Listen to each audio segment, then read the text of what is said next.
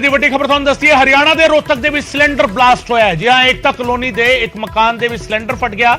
ਹਾਦਸੇ ਦੇ ਵਿੱਚ 2 ਬੱਚਿਆਂ ਸਣੇ 7 ਲੋਕ ਝੁਲਸ ਗਏ ਨੇ।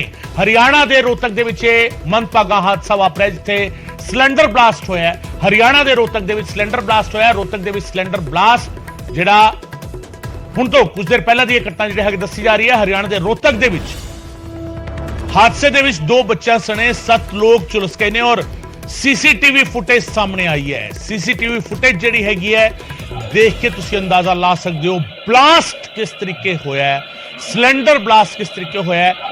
हादसे में 2 बच्चे सने 7 लोग झुलस गए ने। चाह बनाने के वेले सिलेंडर फट गया। जख्मियों को ट्रोमा सेंटर के दाखिल कराया गया। घर ते दूजी मंजिल ते रहने वाले 3 किराएदार भी झुलसे ने और दिल दहलाने वाला यह सीसीटीवी जिहड़ा हैगा वो सामने आया है। सीसीटीवी फुटेज हैगी है, कुछ सेकंड की फुटेज है। ਇਹ ਫੁਟੇਜ ਜਿਹੜੀ ਹੈਗੀ ਹੈ ਕਿਸ ਤਰੀਕੇ ਘਰ ਸੀਗਾ, ਗਲੀ ਦੇ ਵਿੱਚ ਧੂਆਂ ਜਿਹੜਾ ਹੈਗਾ, ਧੂੜ ਜਿਹੜੀ ਹੈਗੀ ਹੈ ਉਹ ਨਜ਼ਰ ਆ ਰਹੀ ਹੈ। ਕੁਝ ਇੱਕ ਸੈਕਿੰਡ ਦਾ ਸੀਸੀਟੀਵੀ ਫੁਟੇਜ ਹੈ ਪਰ ਇਹ ਸਿਲੰਡਰ ਬਲਾਸਟ ਹੋਇਆ ਰੋਹਤਕ ਦੇ ਵਿੱਚ ਏਕਤਾ ਕਲੋਨੀ ਦੇ ਵਿੱਚ। ਖਿੜਕੀ ਖੁੱਲਦੀ ਹੈ, ਖਿੜਕੀ ਖੁੱਲਣ ਤੋਂ ਬਾਅਦ ਅੱਗ ਦੀ ਲਾਟ ਨਿਕਲਦੀ ਹੋਈ ਬਾਹਰ ਨਜ਼ਰ ਆਉਂਦੀ ਔਰ ਇੱਕਦਮ ਬਲਾਸਟ ਹੁੰਦਾ ਹੈ। ਫਿਰ ਬਲਾਸਟ ਹੋਇਆ ਔਰ ਸਭ ਕੁਝ ਧੂੜ ਧੂਆਂ ਤੇ ਬੱਦਲ ਇੱਕ ਬੰਦਾ ਹੋਇਆ ਨਜ਼ਰ ਆਉਂਦਾ ਹੈ। 7 लोग ਜਿਹੜਾ ਹੈਗਾ ਤਕਰੀਬਨ ਜ਼ਖਮੀ ਹੋਏ ਨੇ। धीरेन्द्र चौधरी मेरे सहयोगी मेरे नाल इस वे फोन लाइन पे इस वे जुड़ रहे हैं। धीरेन्द्र, क्या है ये पूरा मामला और फिलहाल जख्मियों की सबसे पहले हालत बताइए, कितने लोग जख्मी और उनकी हालत क्या है? देखिए, जहाँ तक जख्मियों की बात है फिलहाल उनकी हालत खतरे से बाहर है और सभी का इलाज चल रहा है रोहतक पीजीआई के ट्रॉमा सेंटर में।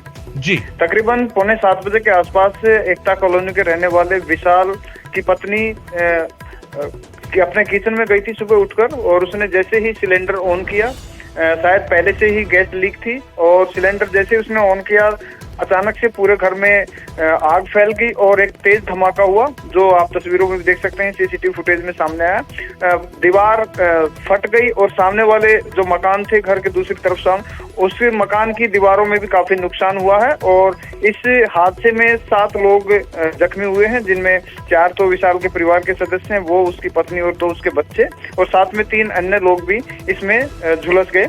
फिलहाल पुलिस और जो फायर ब्रिगेड की टीम है मौके पर पहुंची है और राहत कार्य में लगे हुए क्योंकि घर का काफी हिस्सा बुरी तरह से क्षतिग्रस्त हो गया, काफी सामान दब गया और अभी गनीमत ये है कि जो घायल थे उनकी हालत खतरे से बाहर बताई जा रही है। लेकिन एक बड़ा हादसा था, शायद इसको लापरवाही भी कह सकते हैं क्योंकि आमतौर पर हम देखते नहीं कि घर में गैस लीकेज हो रही है, सिलेंडर कहाँ रखा जाता है, किस हालत में है, तो ये एक लापरवाही हो सकती है। लेकिन बड़ी बात यह है कि इतना बड़ा ब्लास्ट और आसपास के मकानों की दीवारों में भी दरारें आई हैं तो चिंताजनक है।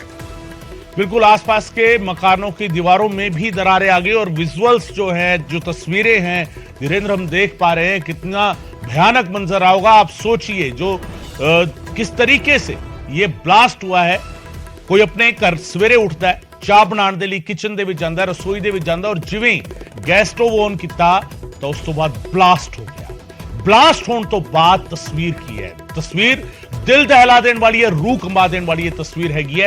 किस तरीके एक घर हैगा, घर का भी नुकसान होया है, लोग जख्मी होए ने, इलाज जिहड़ा हैगा बेशक किया जा रहा है। खतरे तो बाद जिहड़ी हालत हैगी है फिलहाल दस रहे ने धीरेन्द्र मेरे सहयोगी मेरे नाल लगातार मौजूद ने, उन्हां दे नाल भी मैं गल करांगा। पर ये तस्वीर जिहड़ी है वो तस्वीर जिहड़ी हैगी है वो अपने आप विच जिहड़ा हैगा दिल कंबा देने वाली तस्वीर।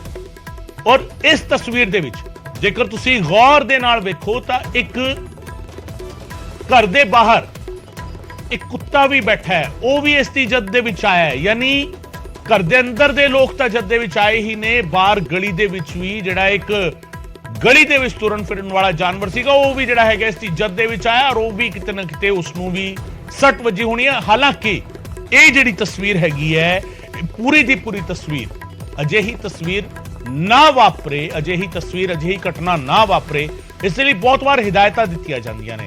बकायदा यह दस्सिया जांदा है कि जिहड़ा तुहाडा गैस सिलेंडर हुंदा है उसनूं चैक किया जाना चाहिए है। गैस सिलेंडर एक्सपायर्ड तां नहीं है। हुण बहुते लोकां नूं यह भी नहीं पता हुंदा कि गैस सिलेंडर किवें एक्सपायर हो सकता है। गैस सिलेंडर दा जिहड़ा एक बनतर हुंदी है उस दे उत्ते बकायदा मार्किंग हुंदी है। हर साल नूं 4 क्वार्टर दे विच वंडिया जांदा है, 3-3 महीने के जिहड़े क्वार्टर हुंदे ने और उस दे मुताबिक उसकी मार्किंग हुंदी है ABCD। तुसी अपने घर दे विच जाके रसोई गैस का सिलेंडर जिहड़ा है वो चेक कर सकते हो। ABCD करके जिहड़ी मार्किंग हुंदी है उसके अगे लिखा हुंदा है उसका साल, किहड़े साल तक, किहड़े साल दे किहड़े क्वार्टर तक वो सिलेंडर चलेगा। अक्सर जदों ब्लास्ट दीयां घटनावां हुंदियां ने तां अक्सर अजिहा हुंदा है कि सिलेंडर जिहड़ा सीगा वो आउटडेटेड हो चुकिया सी, यानी जेकर सिलेंडर जिहड़ा हैगा वो आउटडेटेड सीगा तां उसते ब्लास्ट होने के चांसेस ज्यादा हुंदे ने। उसकी जिहड़ी जिस लोहे दा वो बनिया हुंदा है वो खराब हो चुका हुंदा है या उसकी म्याद निकल चुकी हुंदी है और उस तो बाद वो ब्लास्ट हो सकता है। सो ये तुसी चेक कर सकते हो, ये न्यूज़ 18 पंजाब तुहानू इन्फॉर्मेशन जिहड़ा हैगा वो दे रहा है। अपने घर दे विच किचन दे विच जाके तुसी चेक भी कर सकते हो कि किस तरीके गैस सिलेंडर कितनी डेट तक वैलिड हैगा और जेकर तुहाडा गैस सिलेंडर वैलिडिटी उसकी खत्म हुई है तो फिर एजेंसी ਨੂੰ ਕੰਟੈਕਟ करके ਤੁਸੀਂ सिलेंडर चेंज करा सकते हो, ਤੁਸੀਂ दस सकते हो। दूजा बहुत बार यह कहा जाता है कि गैस लीकेज जेकर थोड़ी जी भी होंदी है और लीकेज जेकर होंदी है तो उसका ख्याल रखा जाए, थोड़ी जी भी लीकेज होने ते सावधानी वरती जाए और जिथे सावधानी नहीं वरती जाती या जिथे थोड़ी जी भी बेपरवाही होगी या जिथे थोड़ी जी भी अणगहली होगी तो फिर उत्थे इस तरीके की तस्वीर हो सकती है जिहड़ी दुखदाई है, जिहड़ी दुखद है। हादसा बेहद खतरनाक है। यह हादसा जिस तरीके वापरा है, धीरेन्द्र लगातार मेरे नाल मौजूद ने, धीरेन्द्र चौधरी दे नाल असीं गल कर रहे हैं। जख्मियों को ट्रॉमा सेंटर दे विच दाखिल कराया गया, खतरे तो बाहर हालात ने। धीरेन्द्र लगातार इस तरीके की इंफॉर्मेशन, लगातार इस तरीके की सूचना कंज्यूमर्स को दी जाती है, लगातार कंपनियां भी अब आगे एडवांस कदम उठा रही हैं कि इस तरीके की घटनाएं ना हो, सिलेंडर ब्लास्ट की घटनाएं ना हो। क्या कुछ जानकारी मिल पा रही है, क्या वजह क्या रही है इस ब्लास्ट की? हालांकि 3 से 4 घंटे अभी हो चुके हैं इस पूरी घटना। देखिए, जो विशाल हैं, घायल हैं, उनकी पत्नी किचन में गई थी और फिलहाल उससे पूछताछ नहीं हो पाई, उसके बयान नहीं हो पाए कि कारण क्या रहा। ये जो विशाल ने बताया उसी के मुताबिक है, लेकिन एक बात सामने और भी आ रही है कि इनके घर में एक गैस गीजर भी था।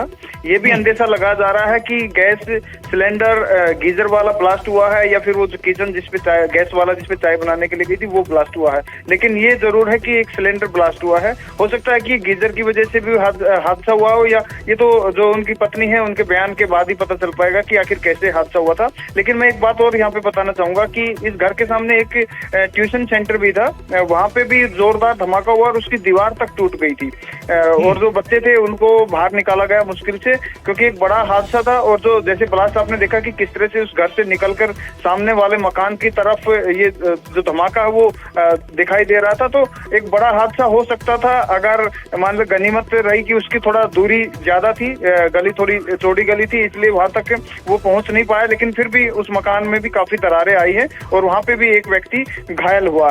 तो इस तरह के हादसे अमूमन कभी कभार ही होते हैं, लेकिन इनसे लोगों को काफी कुछ सीखने की जरूरत है कि जब हम रोजमर्रा के काम गैस पे काम करते हैं तो उसके बारे में हमें पूरी जानकारी होनी चाहिए। जैसे आपने बताया कि किस तरह से एक्सपायरी सिलेंडर का इस्तेमाल किया जाता है और उनसे हादसे ज्यादा होने की संभावना बढ़ जाती है, तो लोगों को जागरूक होने की जरूरत है, क्योंकि ये रोजमर्रा का काम है और इसके में अगर थोड़ी सी लापरवाही होती है तो एक बड़ा हादसा हो सकता है, जैसे आज रोहतक में हुआ। बहुत बहुत शुक्रिया धीरेन्द्र इस तमाम जानकारी के लिए। धीरेन्द्र चौधरी मेरे सहयोगी जानकारी दे रहे सन और जिहड़ी घटना दस रहे ने, इस घटना का असर सिर्फ एक करते नहीं पिया, ये घटना वड्डी क्यों हो जाती है क्योंकि इसके सामने एक ट्यूशन सेंटर सीगा जिथे बच्चे पढ़ रहे सीगे, वो भी इस इज्जत दे विच आया, उत्थों बड़े मुश्किल तरीके नाल बच्चों नूं कढिया गया। हालांकि सारिਆਂ दी हालत हुण खतरे तो बाहर है, इलाज जिहड़ा हैगा जख्मियों का किया जा रहा है, पर तस्वीर जिहड़ी हैगी वो परेशान करने वाली है। तस्वीर परेशान करने वाली है। सवेरे सवेरे अजिही तस्वीर जदों किसी घर दे विच वापरदी है तो किते ना किते फिर सवाल खड़े होंदे।